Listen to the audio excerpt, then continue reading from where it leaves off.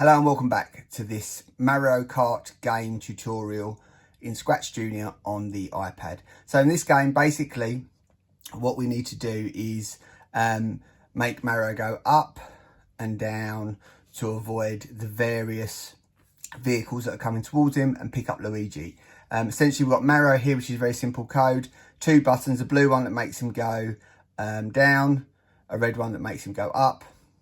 Then you've got the various vehicles, so that's the plane, and notice if the plane or any of the vehicles touch into anything, they go into this screen, which is the lose screen, and actually what will happen is Mario Kart will spin. So we've got a plane, a car, another car, a cyclist, and then Luigi. If Luigi gets collected though, what happens is it acts as the windscreen where they are both together. So let me take you through that one more time. So green flag to start, here comes the plane, I'll press down to avoid it.